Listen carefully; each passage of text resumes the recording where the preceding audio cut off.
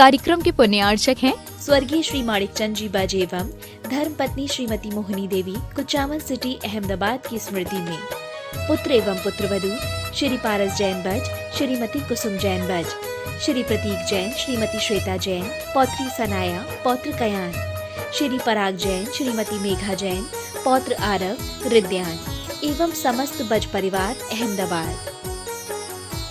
श्री प्रकाश जी, सरला जी, आदित्य, पूजा, मनन, रचित पाटनी एवं समस्त पाटनी परिवार, अतवीर ग्रुप, मुंबई, कोलकाता, दिल्ली एवं बैंगलोर। Website www.atveeradvisory.com, www.vardhamantrusty.com। स्वर्गीय श्री निवास जी बड़जात्या जी की पुण्य स्मृति में उनके चेन्नई, दिल्ली निवासी पुत्र पुत्रवधू श्रीमान राजकुमार, श्रीमती कमला देवी बड़जात्या, पौत्र पौत्रवधू श्रीमान ललित, श्रीमती नीलम, श्रीमान सुशील ब्रज, श्रीमान सुनील, श्रीमती ऋतु, श्रीमान अनिल हनी बड़जात्या एवं पौत्री दमाद सुला, श्रीमान प्रवीण, श्रीमान Ajay, Shrimati Sangeeta, Shriman Amit, Shrimati Sunita. Firm Saraogi traders, Chennai. SRS cargo logistics India private limited. Shri Shikhar Chand ji Vaid, Jain, Khandwa, निवासी मीरा रोड, मुंबई। श्रीमती सूरज वैद, जैन, पुत्र एवं पुत्रवधू विकास जैन, सोनिया जैन, विजय जैन, अंशु जैन, पौत्र ऋषभ, ऋषान, पौत्री मिराया जैन एवं समस्त वैद परिवार।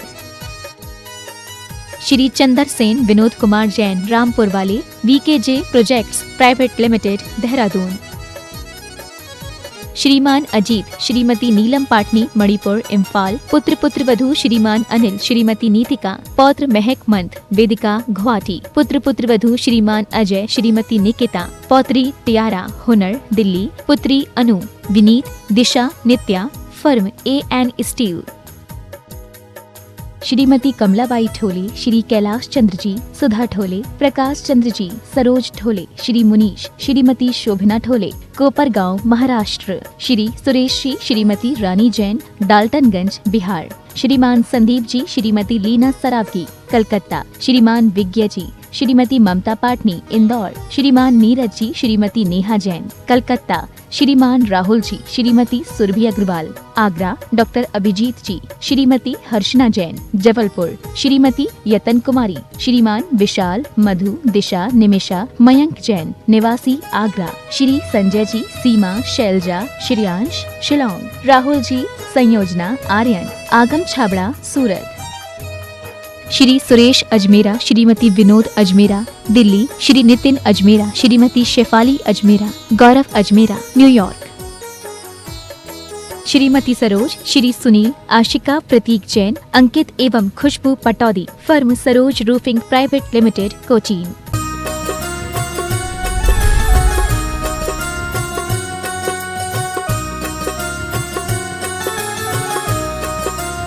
बोले देवादिदेव श्री आदिनाथ भगवान की जय जय जय। देवादिदेव श्री चंदा प्रभु भगवान की जय जय जय। देवादिदेव श्री चिंतामणि पार्श्वनाथ भगवान की जय जय जय। संत शिरोमणि गुरुवराचार्य श्री विद्यासागर जी महाराज की जय जय जय। गुणायतन पीड़िता शंका समाधान भावना योग प्रवर्तक जन जन के संत प्रखर वक्ता परम पूज्य मुनि श्री प्रमाण सागर जी महाराज की। निर्यापक श्रवण परम पूज्य मुनि श्री प्रशांत सागर जी महाराज के। परम पूज्य मुनि श्री निर्वेक सागर जी महाराज के। परम पूज्य मुनि श्री शीतल सागर जी महाराज के। अलख श्री निजानंद सागर जी महाराज के। तीर्थराज संबेशकर की तलहटी में स्थित समाज के गुणात्मक विकास का संदेश देने वाला, मनोरंजन के लिए नहीं मन मंथन के लिए आत्म विकास का दिव्य सदन, जैन सिद्धांतों की वैज्ञानिक प्रयोगशाला, जहां बोलेगा समोसरण और जहां अद्भुत अतिशयकारी पंचायतन शैली में जिनालय ज्ञान मंदिर का निर्माण हो रहा है। ऐसे गुणायतन से हम और आप सायंकालीन शंका समाधान का कार्यक्रम प्रारंभ करें। उसके पूर्व गुणायतन और श्री सेवायतन परिवार सायंकालीन टीवी चैनल के विश्वविख्यात बहुचर्चित शंका समाधान के कार्यक्रम में उपस्थित समस्त श्रावक श्राविकाओं का हार्दिक अभिनंदन स्वागत करता है। और चलते हैं हम और आप प्रतिदिन की भांति परम पूज्य मुनिवर के श्री चरण में नमन करते हुए आशीर्वाद प्राप्त करेंगे। पारस चैनल, जिनवाणी चैनल, प्रमाणिक ऐप के माध्यम से जिस कार्यक्रम को देख और सुन रहे हैं उन सभी की ओर से और पूरे भारतवर्ष से जो श्रावक श्राविका यहाँ पर उपस्थित हैं उन सभी की ओर से परम पूज्य मंच पर विराजित मुनि संघ के श्री चरण में नमन करते हुए आशीर्वाद प्राप्त करेंगे और निवेदन करेंगे शंका समाधान के कार्यक्रम के लिए दोनों हाथ जोड़ लें और नमन करेंगे। बोलेंगे हे मुनिवर नमोस्तु, हे गुरुवर नमोस्तु, हे मुनिवर नमोस्तु। आइए मुनि संघ के आशीर्वाद से हम और आप टीवी चैनल का बहुचर्चित विश्व का शंका समाधान का कार्यक्रम प्रारंभ करें। उसके पूर्व आज गुणायतन से जिन्होंने जुड़ने का सौभाग्य प्राप्त किया है उनके नामों की घोषणा कर रहा हूं। अगर यहाँ पर उपस्थित हैं तो अपने स्थान में खड़े होकर आशीर्वाद प्राप्त करेंगे। श्रीमती सुशीला जी, धर्मपत्नी श्रीमान जगदीश प्रसाद जी मुरैना, इन्होंने सूत्रधार के रूप में गुणायतन से जुड़ने का सौभाग्य प्राप्त किया है। उपस्थित हो तो खड़े होकर आशीर्वाद प्राप्त करेंगे और मैं चाहूंगा उनके सम्मान के लिए जोरदार ताली बजाकर उनका सम्मान करें। और आइए चलते हैं इसी क्रम में हमारे बीच में हमारे श्रीमान दिलीप जी घेवारे मुंबई महाराष्ट्र से हमारे बीच उपस्थित हैं। मैं सम्मान से आमंत्रित करूंगा वे आए और परम पूज्य मुनि संघ के श्री चरण में नमन करते हुए वंदना का सौभाग्य प्राप्त करें। और गुणायतन परिवार से उनके सम्मान के लिए मैं सम्मान से आमंत्रित करूंगा हमारे श्रीमान सिद्धार्थ जी, गुणायतन प्रशासक कानपुर, वे आएंगे। श्रीमान दिलीप जी घेवारी मुंबई, उनका सम्मान का कार्यक्रम संपन्न करेंगे और मैं चाहूंगा आप जोरदार जोरदार ताली बजाकर इनका सम्मान करें। श्रीमान दिलीप जी घेवारी मुंबई महाराष्ट्र से हमारे बीच उपस्थित हैं और उनके सम्मान के लिए हमारे गुणायतन के प्रशासक श्रीमान सिद्धार्थ जी कानपुर सम्मान का कार्यक्रम संपन्न करेंगे। इसी क्रम में आज गुणायतन से संस्थापक सदस्य गुणायतन ट्रस्टी के रूप में जिन्होंने जुड़ने का सौभाग्य प्राप्त किया है श्रीमती अक्काताई राव साहेब बाबूराव हावले, आलते कुंतुगिरी, तहसील हाथ कनंगली, कोल्हापुर, हमारे बीच उपस्थित हैं। मैं सम्मान से आमंत्रित करूंगा वे आए परम पूज्य मुनिवर के श्री चरण में नमन करते हुए गुरु वंदना का सौभाग्य प्राप्त करें। जिन्होंने आज पूरा परिवार आ जावे गुरु वंदना के लिए और उनके सम्मान के लिए एक बार पुनः आवाज दूंगा हमारे गुणायतन के प्रशासक महोदय श्रीमान सिद्धार्थ जी कानपुर, ये आएंगे। हमारे सम्मानी गुणायतन ट्रस्टी संस्थापक सदस्य श्रीमान श्रीमती अक्काताई राव साहेब वाउरा हावरे, आलते कुंतुगिरी, तहसील हाथ कनंगले, कोल्हापुर, जिन्होंने गुणायतन ट्रस्टी के रूप में जुड़ने का अवसर सौभाग्य प्राप्त किया है। आइए और मैं ये कहना चाहूंगा आज यहाँ पर आए, घर से ही इन्होंने मन बनाया के आए थे कि हमें गुणायतन में गुणायतन ट्रस्टी के रूप में जुड़ने का अवसर सौभाग्य प्राप्त करना है। गुरुवर से निवेदन किया, गुरुवर का आशीर्वाद प्राप्त किया और आज ये गुणायतन में गुणायतन ट्रस्टी के रूप में जुड़ चुके हैं। एक बार जोरदार ताली बजाकर इनका सम्मान करें। और बंधु, आप सभी के लिए सूचना है, ब्रह्मचारी मनीष भैया पूर्णायु के द्वारा हमें जानकारी मिली है कि शांतिधारा बीनावाड़ा अतिशय क्षेत्र में आगामी 21 और 22 जनवरी को भारतीय बीज संरक्षण जैविक खेती की कार्यशाला आयोजित है। जो भी इस सूचना को सुन रहे हैं, अगर इस कार्यशाला में उपस्थित होना है तो आप वहां पर पहुंच के 21 और 22 जनवरी को आयोजित कार्यशाला में सम्मिलित होने का सौभाग्य प्राप्त कर सकते हैं। और आइए चलते हैं हम और आप सायंकालीन संघ का समाधान का कार्यक्रम प्रारंभ करते हैं। ये प्रश्न पूछेंगे, प्रश्न पूछेंगे, आप पूछेंगे, प्रश्न पूछेंगे, पूछ लीजिए। आइए चलते हैं। प्रथम शंका के लिए मैं आमंत्रित करूंगा श्रीमान हर्ष जैन जबलपुर, उसके बाद तैयार रहेंगे श्रीमती कुसुम जी गंगवाल धुलियान। श्रीमान हर्ष जैन जबलपुर, उसके बाद तैयार रहेंगे श्रीमती कुसुम जी गंगवाल धुलियान।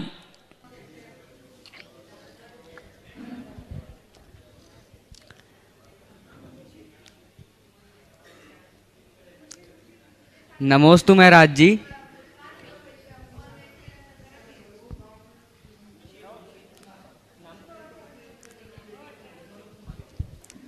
महाराज जी, मेरा प्रश्न ये है कि हर नया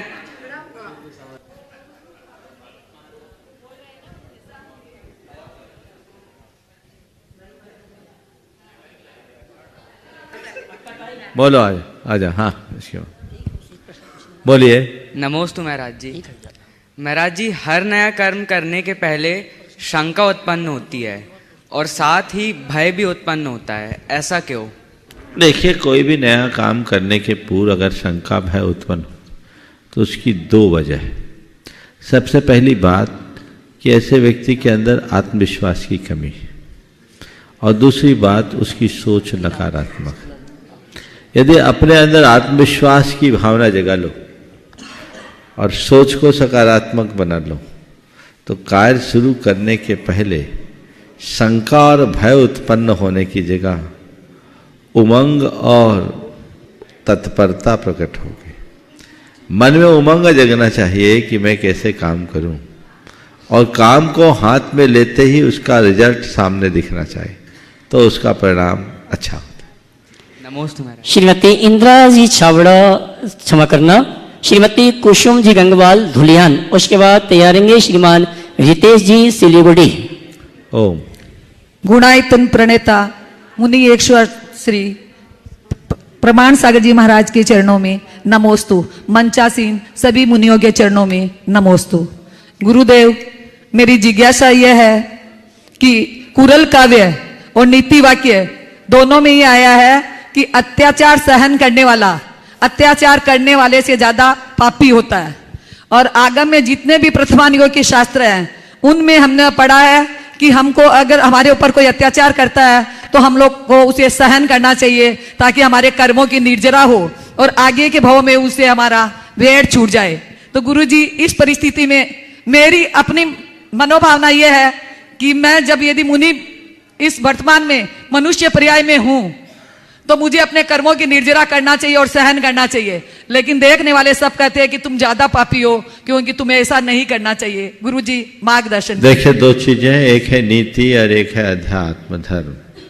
नीति की दृष्टि से जब हम विचार करते हैं तो नीति यही कहती है कि अत्याचार करने से भी ज़्यादा बुरा अत्याचार सहना है। तुम्हारे ऊपर कोई अत्याचार करे तो तुम उसका प्रतिकार करो, अत्याचार करो मत, अत्याचार सहो मत। ये नीति की बात है। लेकिन जब धर्म और अध्यात्म की बात करते हैं, नीति से लोक चलता है और धर्म अध्यात्म लोकोत्तर हितों की बात करता है। अध्यात्म जब की बात करते हैं तो अध्यात्म कहता है कि ये अत्याचार किसका है, तुम किस अत्याचार की बात कर रहे हो। सच्चे अर्थों में तुम अभी तक अत्याचार करते आए हो या अत्याचार सहते आए हो। तुम्हें अत्याचार केवल बाहर के व्यक्ति का दिखता है, वो तो केवल एक निमित्त है।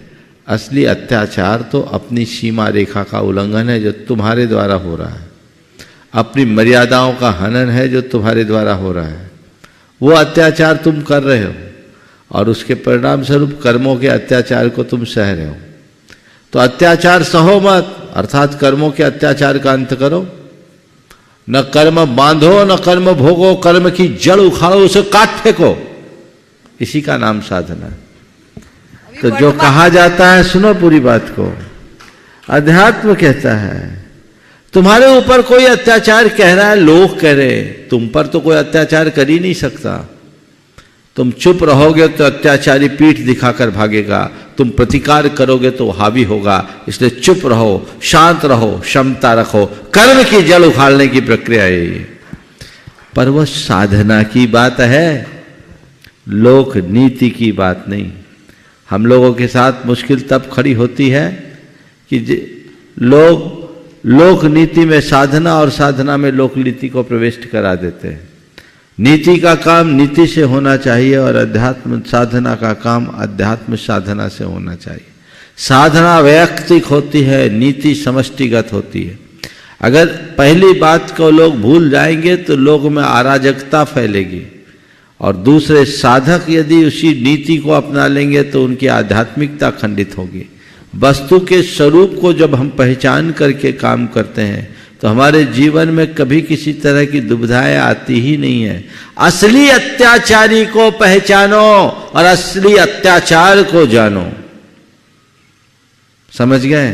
तो हम लोग तो केवल बाहर बाहर देखते हैं। जो भीतर के तत्व को जानता है, जो भीतरी स्वरूप को पहचानता है, उसके आगे ये सब बातें अर्थहीन हो जाती है। इसलिए वह केवल अपने लक्ष्य की तरफ देखता है, लोग क्या कह रहे हैं न उस तरफ देखता है न उसे सुनता है।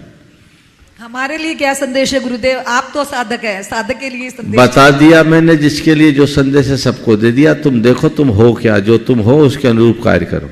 नमोस्तु गुरु। श्रीमान रितेश जी सिलीगुड़ी, उसके बाद तैयारेंगी श्रीमती संगीता जैन टीकमगढ़। हेलो, मंच में आसीन तीनों महाराज जी को चढ़ने में नमोस्तु नमोस्तु नमोस्तु। महाराज जी, मेरी शंका ये है कि आने वाले समय में हम अपने तीर्थ स्थानों मंदिरों को कैसे सुरक्षित रख सके, ऐसा क्या करें जिससे वो आने वाले समय में सुरक्षित रहे? देखिए, तीर्थ स्थान मंदिरों को सुरक्षित रखने के लिए हमें 4 उपाय करने चाहिए। सबसे पहले कि तीर्थों के प्रति हमारी जागरूकता होनी चाहिए। हमारी उपेक्षा, हमारी अजागरूकता, हमारी असावधानी हमारे तीर्थों की बदहाली का बड़ा कारण बनी। तो पहले हम खुद तीर्थों के प्रति जागरूक रहें। दूसरी बात, तीर्थ यात्रा के प्रति हमारी अभिरुचि बढ़नी चाहिए।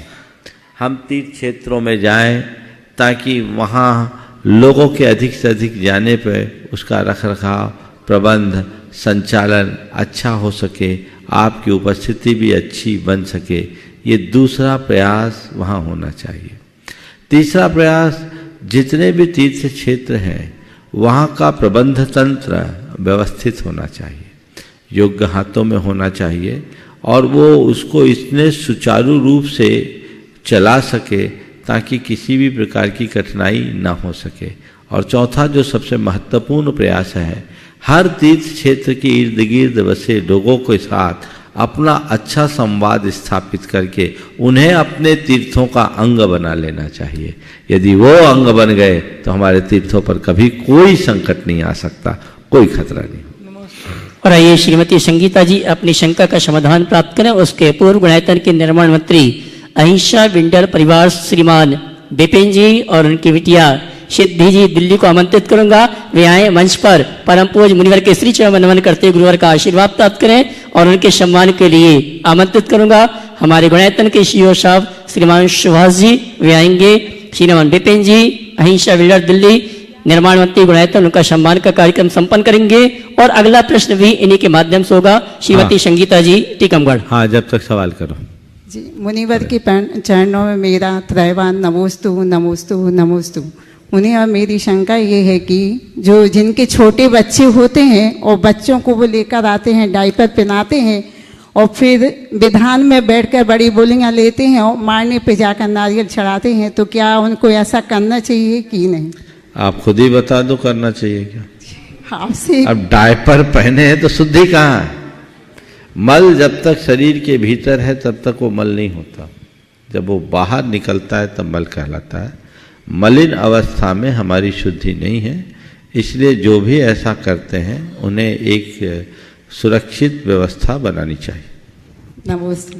और आइए गुणायतन परिवार की ओर से सम्मान के लिए आमंत्रित करूंगा श्रीमान शिवाजी सीओ साहब और परम पूज्य मुनिवर के श्री चरण नमन करते गुरुवंदन का आशीर्वाद प्राप्त करेंगे। श्री विपिन जी अहिंसा विंडर दिल्ली और उनकी बिटिया सिद्धि बहुत जल्दी उनको पूनम जी को बुला और श्रीमती पूनम जी को आमंत्रित करूंगा विपिन जी की बिटिया का सम्मान करने के लिए।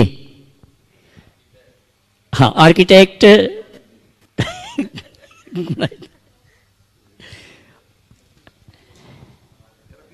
एक और लाओ जल्दी, बिटिया का सम्मान करो।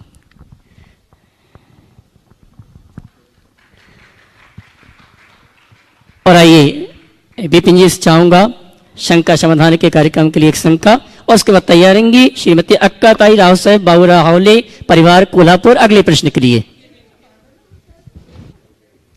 महाराज श्री के चरणों में नमोस्तु नमोस्तु नमोस्तु। सभी को मेरा जय जिनेन्द्र। महाराज श्री से सवाल मेरा इस टाइप का है कि जो मैं समझ नहीं पा रहा आज तक।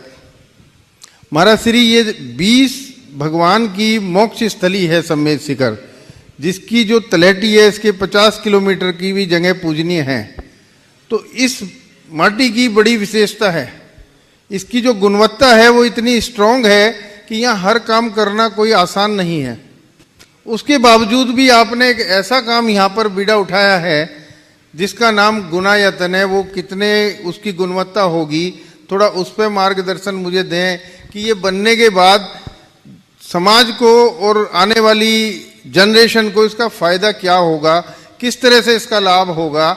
ये मेरे दिमाग में क्वेश्चन आता है कि भाई सम्मेद शिखर की माटी पे इतना बड़ा प्रोजेक्ट करना, महाराज श्री की इसमें क्या सोच है, क्या विजन है, थोड़ा सा मार्गदर्शन दे। नमस्ते। देखिए, ये बात सही है कि सम्मेद शिखर शाश्वत तीर्थ क्षेत्र है और इस शाश्वत तीर्थ भूमि की अपनी महिमा है। यहाँ सहज सिद्धि की प्राप्ति होती है। पूरे पर्वत का कण कण पूज्य और पावन है। जब मेरा यहाँ आना हुआ, बातचीत के क्रम में एक बात आई कि सारे विश्व में निर्माण हो रहा है, जो हमारा मूल तीर्थ है उस पर भी ध्यान होना चाहिए। और यहाँ ऐसा कुछ हो जो आने वाली पीढ़ियों को जैन तत्व ज्ञान का समग्र बोध करा सके। इसी भावना और प्रेरणा से उत्प्रेरित होकर गुणायतन की परिकल्पना मन में जगी। आज वो साकार रूप लेने जा रहा है। प्रसन्नतः आप जैसे लोग उसे साकार करने में अपना तन मन धन अर्पित कर रहे हैं। पूरे दुनिया भर के लोग उसके साथ जुड़े हैं। परम पूज्य गुरुदेव का आशीर्वाद, जिनकी कृपा से ये सब कुछ काम हो रहा है। आपने पूछा भविष्य में इसका क्या असर होगा। मैं तो आश्वस्त हूँ कि गुणायतन पूरे समाज के गुणात्मक परिवर्तन का आधार बनेगा। यहाँ आने वाले लोगों की सोच बदलेगी। मनोरंजन के बहाने मनोमंथन का रास्ता यहाँ खुलेगा। यहाँ आने के बाद लोग पोथियों की बातों को पलों में जानेंगे। टेक्नोलॉजी का अगर धर्म के क्षेत्र में प्रयोग किया जा सकता है, वह प्रयोग आपको गुणायतन में दिखेगा। लोग समझेंगे कि आज की इस आधुनिक एडवांस टेक्नोलॉजी के बल पर हम जैन तत्व ज्ञान या जीवन के मर्म को कितने आसानी से समझ सकते हैं, समझा सकते हैं, जो जीवन के रूपांतरण के लिए बहुत जरूरी है। यहाँ एक मंदिर मात्र नहीं है, यहाँ एक ऐसे अनुभव केंद्र की संरचना हो रही है जो व्यक्ति को एक नई अनुभूति प्रदान करेगी। जहाँ आने के उपरांत व्यक्ति को एक अलग प्रकार का अनुभव होगा। उसे इस बात का सहज एहसास और आभास होने लगेगा कि मैं कौन हूँ, मेरा क्या है, मैं क्या कर रहा हूँ, मुझे क्या करना चाहिए। क्या होता है सम्यक दृष्टि, किसे कहते हैं मिथ्या दृष्टि, कैसी होती है जीवन की भूल, कैसे होता है जीवन का उत्कर्ष, कैसे एक साधारण प्राणी परमेश्वर बनता है, कंकर शंकर बनता है, आत्मा परमात्मा बनती है, जीव जिनेंद्र बनता है। ये सब कुछ साक्षात अपनी आंखों से देखने का सुअवसर लोगों को मिलेगा। चतुर्गति भ्रमण से लेकर मोक्ष गमन तक का संपूर्ण वृत्त लोग अपनी आंखों से देखेंगे। संपूर्ण जैन वांग्मय का जो निचोड़ है उसकी जीवंत झांकी आप यहाँ देख पाएंगे तो अपने आप में अद्भुत होगा। जो बातें लोग महीनों स्वाध्याय करके नहीं सीख पाते, वो बात कुछ पल में लोग जानेंगे। न केवल जानेंगे अपितु जानकर अपने भीतर झांकने के लिए मजबूर होंगे। एक बहुत बड़ा ट्रांसफॉर्मेशन होगा, एक लोगों की सोच की दिशा परिवर्तित करेगी। और ये न केवल जैनों के लिए अपितु आबाल गोपाल सब के लिए, चाहे वो जैन हो या गैर जैन हो, सबके लिए जीवन में एक बड़ा बदलाव इससे प्रकट होगा। मेरा मानना है आने वाले दिनों में गुणायतन पूरी मानव जाति के लिए एक नई दिशा देगा, एक नई दृष्टि देगा, जिसके बल पर उनमें व्यापक बदलाव हो। तो बस अब तो कुछ ही समय शेष है, आप लोग इसी तरह तत्परता से लगे रहिए, अपना समय देते रहिए। मैं चाहूँगा एक बार विपिन भाई और उनकी बेटी सिद्धि, इनका भी जोरदार करतल ध्वनि से अभिनंदन कर दीजिए। एक बड़े व्यवसायी होने के बाद भी कंस्ट्रक्शन का इनका बिजनेस है, पर गुणायतन के निर्माण कार्य में ये पूरा समय दे रहे हैं, बार बार यहाँ आते हैं। मुझसे कह रहे थे कि हमारा सम्मान क्यों? मैंने कहा हम तो सम्मान किसी का कराते ही नहीं, ना पसंद करते, ना कभी सम्मान की चाह रखना। बस सम्मान के बहाने बांधना जरूर जानते हैं। से बांधा जाता है कि अगर तुम्हारे माथे पर पगड़ी आई है तो उसका मान रखना तुम्हारा अपना धर्म है। अपने कर्तव्य का उसी तत्परता के साथ पालन करना चाहिए। तो परसों पूरी टीम आई थी, ये भी कल आए हैं, अभी 2 दिन तक यहीं है। पूरे समय देकर जब कार्यों को अंजाम दिया जाता है तभी परिणाम अच्छा निकलता है। मैं दोनों को बहुत बहुत आशीर्वाद दे रहा हूँ। विपिन जी की बिटिया सिद्धि आर्किटेक्ट अहिंसा बिल्डर दिल्ली, उसके बाद तैयारी श्रीमती अक्का ताई राव साहब गौरव हावले कोल्हापुर। नमोस्तु गुरुदेव। गुरुदेव मैं पिछले साल मार्च में यहाँ आई थी, इसके बाद से मैं गुणायतन परिवार से जुड़ी। मुझे सबसे पहले तो बहुत प्राउड फील होता है कि मैं इस इतनी बड़ी एसोसिएशन से जुड़ी हूँ। जब मैं आई थी, मैं थीम पार्क घूमा, उसके बाद से एक डाउट दिमाग में था जो मैंने पापा से भी डिस्कस किया कि आज हम जब इतना बड़ा सपना देखते हैं तो उस सपने को साकार होने के बाद एक्सपीरियंस करने का भी अवसर मिलेगा। मतलब जैसे अब इसमें कुछ एक्सपीरियंस ऐसे हैं जिसमें मोटराइजेशन का यूज़ हो रहा है, तो हमारे मुनि संत और त्यागी वर्ती भी क्या इस चीज़ को एक्सपीरियंस कर पाएंगे? देखो ऐसा है, अव्वल तो ये एक्सपीरियंस आप लोगों को चाहिए, हम लोगों को ऐसे एक्सपीरियंस की ज़रूरत नहीं, क्योंकि हम तो अपना इनर एक्सपीरियंस ले चुके हैं। सपना तो आप ही का है। पर जहाँ तक मोटराइजेशन की बात है, हमने अपनी व्यवस्था पहले बना ली है। बिना मोटराइजेशन के भी उसमें ऐसा सिस्टम है जिसमें मुनि लोग अपना लाभ ले सकते हैं। तो दोनों तरह का है। जब ये प्रावधान आया तो सामने समस्या आई थी कि इसमें फिर तो हम ही वंचित रह जाएंगे। तो हमने जब इसके पूरी टीम से कहा, उसका रास्ता निकला है। तो कोई चिंता मत कीजिए, मुनियों को भी वही एक्सपीरियंस मिलेगा बिना मोटराइजेशन के। गुणायतन ट्रस्टी श्रीमती अक्का ताई राव साहब बाबूराव हावले कोल्हापुर परिवार, उसके बाद तैयारेंगी बहन शिखा दीदी कोतमा।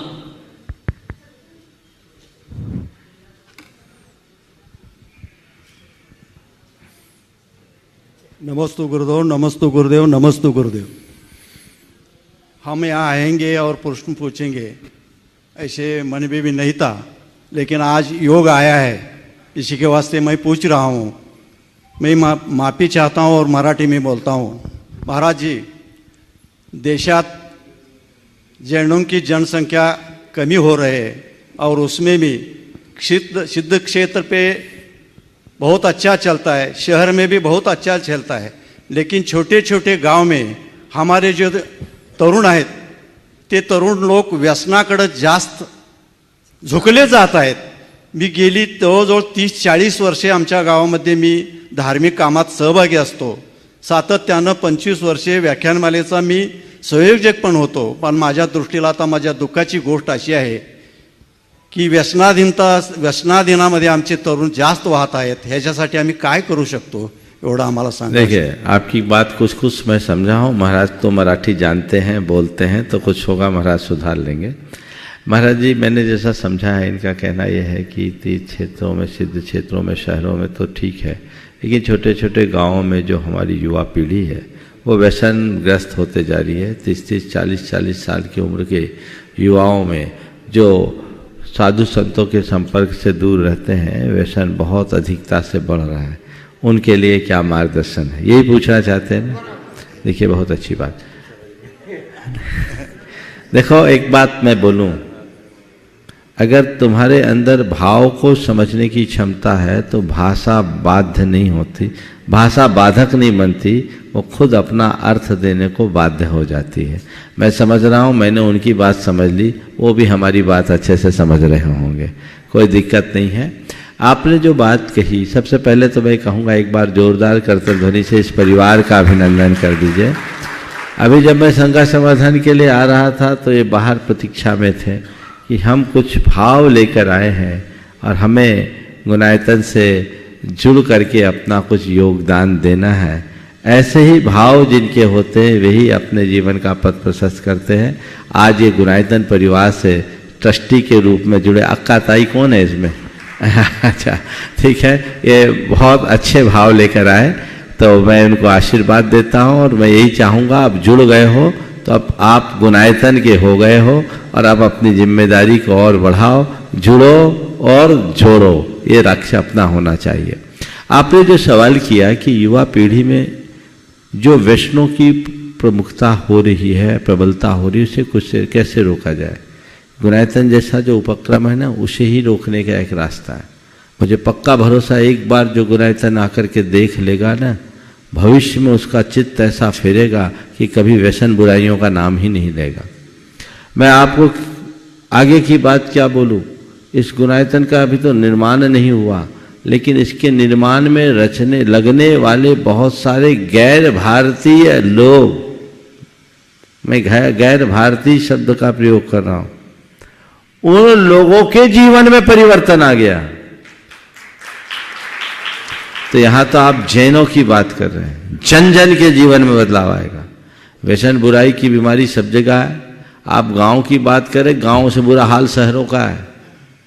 आज का कल्चर ही उल्टा हो गया।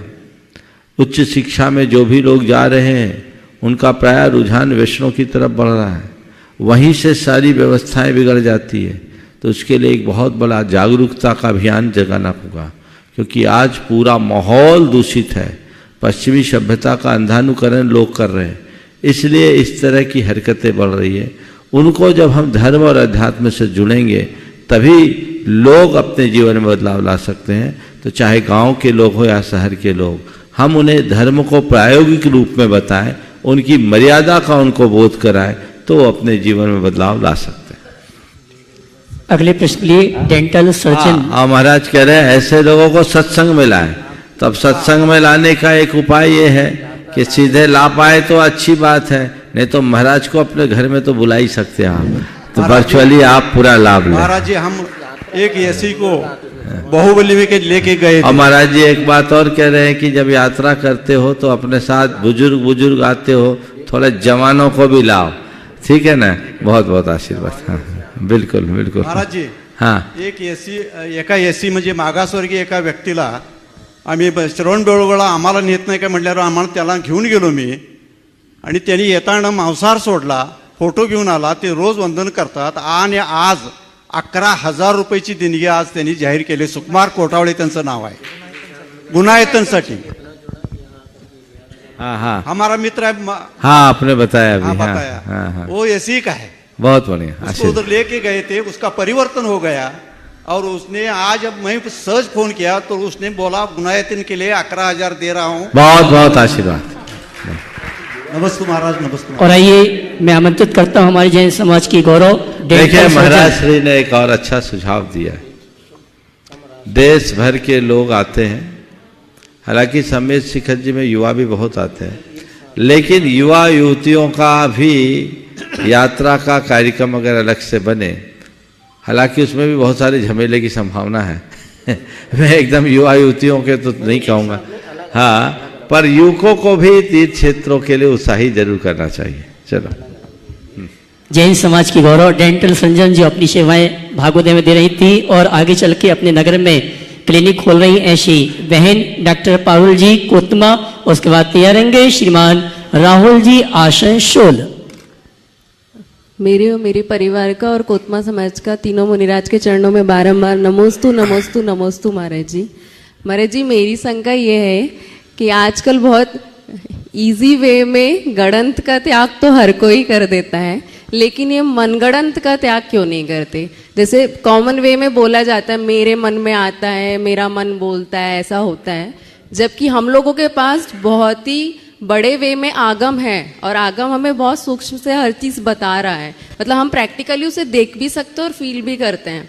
तो जो हमारा आगम बताता है हम लोग उसको कभी फॉलो नहीं करते, लेकिन ये ज़रूर बोलते कि मेरा मन ऐसा बोलता है, मन ऐसा करता है। देखिए, ये मन गढ़ंत है क्या? ये हमारे अपने पूर्वाग्रह, और ये पूर्वाग्रह किसी व्यक्ति के प्रति भी होता है, किसी घटना के प्रति भी होता है, किसी वस्तु के प्रति भी होता है, या धर्म के प्रति भी होता है, अपने आचार विचारों के प्रति।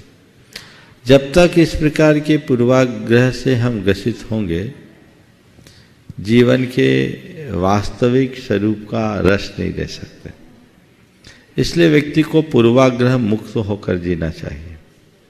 जीवन को समग्रता से देखने की कोशिश करनी चाहिए, व्यापकता से देखना चाहिए।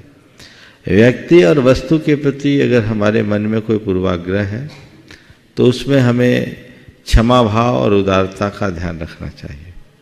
यदि हम क्षमा भाव रखें तो किसी भी व्यक्ति के प्रति हमारा कोई पूर्वाग्रह नहीं होगा, और जिसे हम एक बुरे व्यक्ति की तरफ देख रहे हैं उसे हम अच्छे व्यक्ति की भांति भी देखने में समर्थ हो सकेंगे। वस्तु के प्रति पूर्वाग्रह होता है तो उसके प्रति हमारी आसक्ति और अपेक्षाएं बढ़ जाती है। यदि उसके प्रति उदारता का भाव हो तो हम अच्छे से अच्छी वस्तु को भी त्यागने के लिए तैयार हो सकते हैं, तत्पर हो सकते हैं। धर्म संबंधी, धर्माचार संबंधी जो पूर्वाग्रह है वो मनुष्य को एकांती आग्रही बनाता है। यदि वैसी स्थिति में व्यक्ति की दृष्टि अनेकांत परक हो तो वह उस पूर्वाग्रह से भी अपने आप को मुक्त कर सकता है। तो ऐसी दृष्टि अपने अंदर जगे जिससे हम अपने जीवन में समरसता ला सके और जीवन का पथ प्रशस्त कर सके। श्रीमान राहुल जी आसनसोल, राजकुमार जी पंसारी परिवार अशोक नगर के साथ, और उसके बाद तैयार रहेंगे श्रीमान नागरमल जी पाटनी कुचामन सिटी। परम पूज्य गुरुदेव के चरणों में सादर नमोस्तु। महाराज जी, मेरा प्रश्न ये है कि लोग आजकल IVF टेक्नोलॉजी का यूज़ करके फैमिली प्लानिंग कर रहे हैं, तो उसमें स्पेसिफिकली लड़का या लड़की का भी लोग प्लान कर रहे हैं कि हमें यही चाहिए, तो कुछ भ्रूण अलग भी कर दिए जाते हैं। तो पहली चीज़ तो ये, क्या टेक्नोलॉजी का यूज़ करके फैमिली प्लानिंग करना सही है? और दूसरा, जो इसमें अलग कर देते हैं लोग, तो क्या, हाँ बोलो, जो इसमें जो लोग अलग कर देते हैं कि सिलेक्टिव करके कि लड़का ही चाहिए या लड़की चाहिए और बाकी भ्रूण को अलग कर दिया जाता है, 8 सेल स्टेज जो होती है IVF में, तो क्या ये सही है? देखिए, पहले तो मैं आपसे ये कहूँगा कि ऐसी नौबत ही ना आए कि IVF कराना पड़े।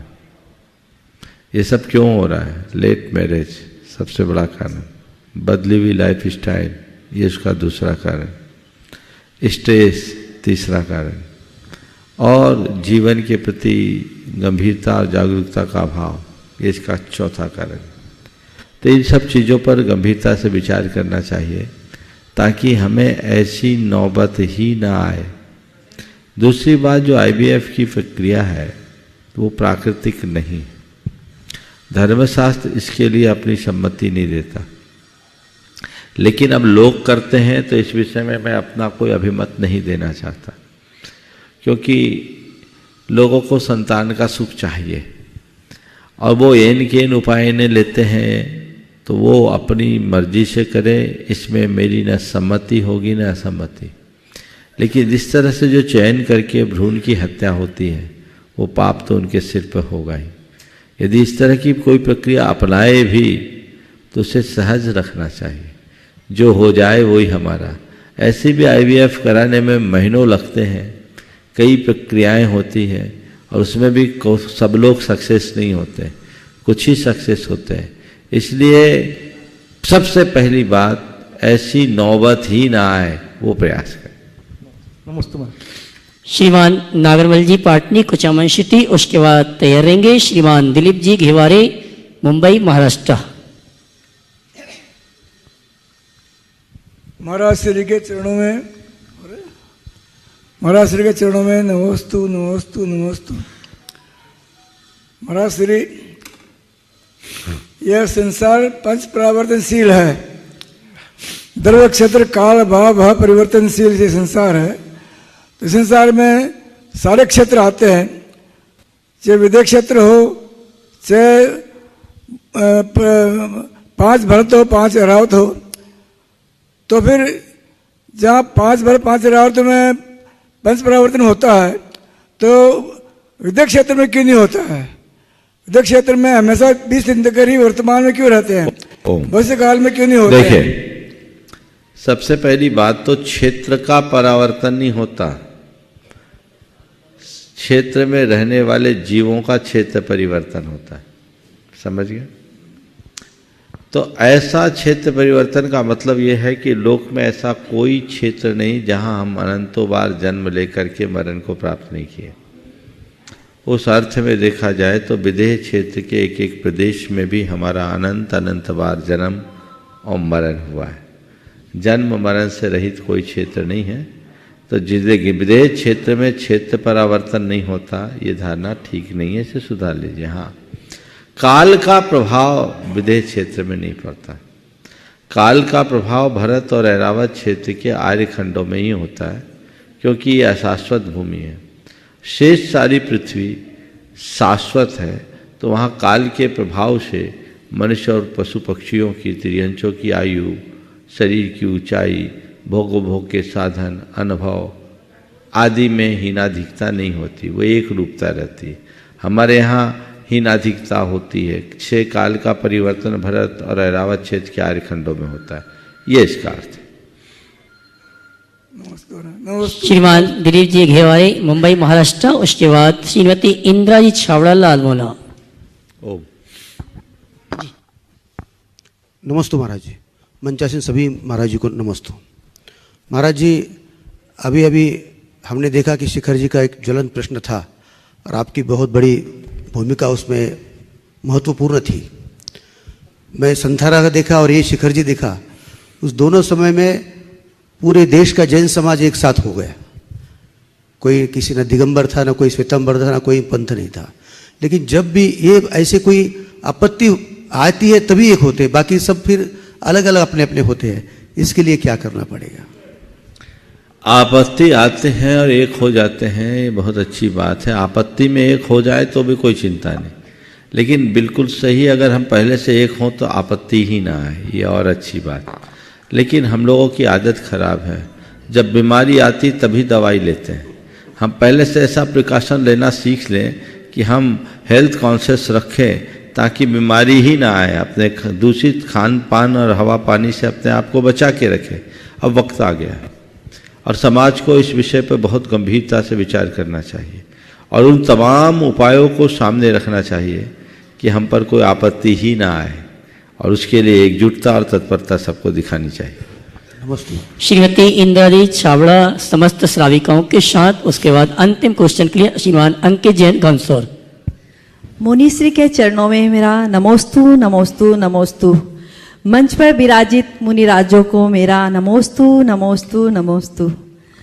महाराज श्री, मेरी जिज्ञासा है कि स्वासूतक में नमोकार मंत्र लिख सकते हैं क्या, और गंधोदक लगा सकते हैं क्या, और घंटा बजा सकते हैं क्या? देखिए, नमोकार मंत्र नहीं लिखना चाहिए, घंटा नहीं बजाना चाहिए। गंधोदक कोई दूसरा दे तो लगा सकते हैं, ठीक है। हाँ, पहले वो नहीं लिख सकते। नमोस्तु महाश्री। लिखना नहीं, जप सकते हैं, लिख नहीं सकते। और घंटा भी नहीं बजाना, घंटा मंदिर का उपकरण है। हाँ महाराज श्री, नमोस्तु नमोस्तु। महाश्री, कसम या सौगंध का क्या महत्व है? जैन धर्म में इसका महत्व क्या है? हम लोग कसम या सौगंध खा सकते हैं? 2 दिन पहले ही मैंने बोला था, झूठा इंसान ही कसम खाता है, सच्चे को कसम खाने की जरूरत नहीं। समझ गया? जैन धर्म नहीं कस्तूरिया सप्तेन विभाव्यते, कस्तूरी के लिए कसम खाने की जरूरत नहीं होती कि मैं सुगंधित हूँ। तो झूठा आदमी जो कसम खाता है ना बाद में, समझ लो ना, ये झूठा है। इसलिए कसम मत खाओ, बस अपने वचनों पर दृढ़ रहने का अभ्यास करो। श्रीमान अंकित जी जैन घनसौर। सकल जैन समाज घनसौर की ओर से महाराज श्री के चरणों में बारंबार नमोस्तु, बारंबार नमोस्तु। हे महाराज श्री, जब कर्म भूमि में प्रथम तीर्थंकर के द्वारा षटकर्म जो सिखाए जाते हैं भरत और ऐरावत क्षेत्र में, प्रथम तीर्थंकर षटकर्म सिखाते हैं, क्या हर समय प्रथम तीर्थंकर ही हर काल में षटकर्म की व्यवस्था सिखाते हैं? हर समय ऐसा होता है? देखिए, तीर्थंकर सत्कर्म की व्यवस्था नहीं सिखाते, एक कुलकरों के द्वारा होता है। काल दोष के कारण इस तरह से हुआ, लेकिन हाँ, तीर्थंकरों के काल में ही पूरी कर्ममूलक मानव सभ्यता अपने चरम रूप में आती, ऐसा समझना। नमस्ते। और आइए चलते हैं मंच पर विराजित मुनि संघ की शंकाओं के माध्यम से शंका समाधान के कार्यक्रम को गति प्रदान करेंगे। और मैं नमोस्तु सहित निवेदन करूंगा परम पूज मुनिवर शीतल सागर जी के श्री चरणों में। ओम नमः सिद्धेभ्य। श्री, मेरा प्रश्न मंगलाष्टक के संबंध में है। इसके रचयिता कौन है और कब लिखा गया है? दूसरा, इसमें एक बात ये आती है कि ये विष्णु प्रति विष्णु लांगल धरा कुर्वन्तु मे मंगलम, तो ये जो जीव है प्रति विष्णु यानी प्रति नारायण। आपका आशय समझ गया, बहुत अच्छा सवाल आपने किया। सबसे पहली बात, मंगलाष्टक एक परंपरागत स्तोत्र है जो हम सब के यहाँ चल रहा है। इसकी रचना शैली से नहीं लगता कि ये बहुत ज़्यादा प्राचीन है, लेकिन ये है बहुत अच्छा, जो सबके कंठ का हार बन गया है, कंठाहार बन गया, और सभी धार्मिक अनुष्ठानों में मंगलाष्टक का प्रयोग होता है। आपने जिस श्लोक की बात कही, ये विष्णु प्रति विष्णु लांगल धरा, ये जो श्लोक है, ये श्लोक किसी अर्थ में जचता नहीं। सबसे मज़े की बात तो ये है कि नाम मंगलाष्टक है और मुद्रित प्रतियों में श्लोकों की संख्या 10 है, तो 8 कह रहे हैं, 10 कहाँ से आया? इसका मतलब अब बता रहे 11 हो गए, वो अलग चीज़ है, वो तो जोड़ने लगे विद्यासागर विश्ववंद्य शमनम। 10 है, अब 10 में 8 मंगलाष्टक है, एक उसकी अंत की स्तुति है, चलेगा, लेकिन 10वां है, यानी कहीं ना कहीं कोई ना कोई मिलावट उसमें जरूर हुआ है, और ये किसी ने बाद में इसमें जोड़ दिया। मेरे पास एक सिद्ध चक्र मंडल विधान की प्राचीन प्रति अभी भी है, संस्कृत की, विमल सागर जी महाराज के मार्गदर्शन में वो प्रकाशित हुई। उसमें जो है कुल 9 है मंगलाष्टक के छंद, और सबसे मजे की बात, ये वाला श्लोक उसमें नहीं है। मैंने पहले भी बताया, हो सकता है आज मैं आपको दिखाऊं, तो वो उसे देखना चाहिए। और ये श्लोक किसी अर्थ में, जो खुद अमंगल है वो हमारा मंगल कैसे करेंगे? वो असंयत है, उनके साथ मंगल करने की कोई संभावना नहीं है। और हमारे यहाँ असंयतम न बंधे, ये कहा गया है, इसलिए उसको उस तरीके से देख करके चलना चाहिए। और आइए शंका समाधान की अगली शंका के लिए निवेदन नमोस्तु सहित मुनिवर निर्वेक सागर जी महाराज के श्री चरणों में। आज प्रथम तीर्थंकर आदिनाथ भगवान ने सांसारिक सारे दुखों से मुक्ति प्राप्त कर छूटकर निर्वाण को प्राप्त किया था। आदिनाथ भगवान का जीवन दर्शन जो है सामान्य तीर्थंकरों से थोड़ा सा हटके रहा, और जब पंचकल्याणक प्रतिष्ठा महोत्सव आदि होते हैं तो उनमें उनके ही जीवन दर्शन को प्रायः प्रस्तुत किया जाता है। एक इसमें एक कथानक ऐसा आता है कि आदिनाथ भगवान जो प्रथम तीर्थंकर हुए, उनकी पुत्रियां भी हुई थीं, ब्राह्मी और सुंदरी। अध्ययन की बात जब आई तो ऐसा सुनते हैं कि उन्होंने अपनी दोनों बेटियों के लिए स्वयं ही शिक्षा प्रदान करी, अति निकट बैठाल करके अंक और लिपि विद्या का ज्ञान कराया। एक ये प्रसंग, और दूसरा प्रसंग प्रायः पंचकल्याणक प्रतिष्ठा के मंच पर देखा जाता है, सुनने में आता है कि जब बेटियां बड़ी हो गईं और पिता ने उनके विवाह का भाव संजोया, तो बेटियों ने पिताजी से पूछा कि आखिर कोई ऐसा व्यक्ति है जिसके समक्ष आपको नतमस्तक होना पड़ेगा। तो उन्होंने कहा जिसके साथ बेटा तुम्हारा मैं विवाह करूँगा वह मेरे लिए सम्मानीय आदरणीय होगा और उसके समक्ष मुझे विनयपूर्वक झुकना पड़ेगा। तो बेटियों ने सोचा मेरे पिता जिनके समक्ष सतेंद्र सब नमस्कार करते हैं और हमारी वजह से उनको किसी के सामने झुकना ना पड़े, इसलिए उन्होंने आजीवन ब्रह्मचर्य व्रत को अंगीकार कर लिया था। ये जो दो कथानक हैं ऐतिहासिक, वास्तव में पुराण ग्रंथों की कथा के रूप में इसको स्वीकार करना चाहिए या कुछ वर्तमान परिवेश में ये दोनों घटनाएं हमारे लिए कोई नया संदेश देती हैं, ये प्रश्न आपके समक्ष रख रहे हैं। देखिए, बहुत अच्छा। आदिनाथ भगवान के निर्वाण महोत्सव के अवसर पर महाराज श्री ने बहुत ही अच्छी बात आज यहाँ पर प्रकट की है। जहाँ तक भगवान ऋषभदेव के द्वारा अपनी दोनों पुत्रियों को स्वयं शिक्षित करने का सवाल है, मैं समझता हूँ ये बहुत ही महत्वपूर्ण है और ये इस बात को बताता है कि हमें बच्चों के साथ बच्चियों की शिक्षा पर भी पूरा ध्यान देना चाहिए। सच्चे अर्थों में देखो तो भगवान ऋषभदेव ने तो ब्राह्मी और सुंदरी को अक्षर और अंक का ज्ञान कराया, जबकि भरत और बाहुबली को नृत्य शास्त्र और शस्त्र विद्या में निपुण बनाया। ये बात जानने की है। सवाल है दोनों पुत्रियों को इतना ज्ञान क्यों दिया? इसलिए कि पुत्रियों को कला गुणों में पूर्णतः निपुण होना चाहिए, क्योंकि उन्हें देहरी का दीपक कहा गया है, उभय कुल विवर्धनी, जिन्हें अपने पिता के कुल में भी और पति के कुल में भी दोनों जगह प्रकाश फैलाना है। समय आप सबका हो गया, यहीं पर विराम। बोलिए परम पूज्य आचार्य गुरुवर श्री विद्यासागर जी महाराज की जय जय जय। बोले परम पूज्य मुनि श्री प्रमाण सागर जी महाराज की, निर्यापक मुनि प्रशांत सागर जी, निर्वेक सागर जी, शीतल सागर जी, स्वात नंदी जी और मुनि श्री ज्ञान भूषण जी महाराज की।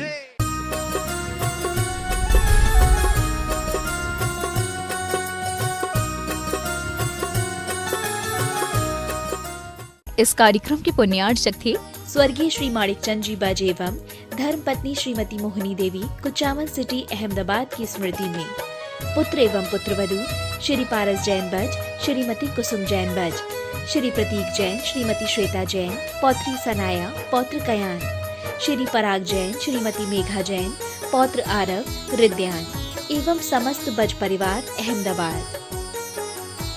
श्री प्रकाश जी, सरला जी, आदित्य, पूजा, मनन, रचित पाटनी एवं समस्त पाटनी परिवार, अतवीर ग्रुप, मुंबई, कोलकाता, दिल्ली एवं बैंगलोर। Website www.atveeradvisory.com, www.vardhamantrusty.com। स्वर्गीय श्री निवास जी बड़जात्या जी की पुण्य स्मृति में उनके चेन्नई, दिल्ली निवासी पुत्र पुत्रवधू श्रीमान राजकुमार, श्रीमती कमला देवी बड़जात्या, पौत्र पौत्रवधू श्रीमान ललित, श्रीमती नीलम, श्रीमान सुशील ब्रज, श्रीमान सुनील, श्रीमती ऋतु, श्रीमान अनिल हनी बड़जात्या एवं पौत्री दमाद सुला, श्रीमान प्रवीण, श्रीमान Ajay, Shrimati Sangeeta, Shriman Amit, Shrimati Sunita. Firm Saraogi traders, Chennai. SRS cargo logistics India private limited. Shri Shikhar Chand ji Vaid, Jain, Khandwa, निवासी मीरा रोड, मुंबई।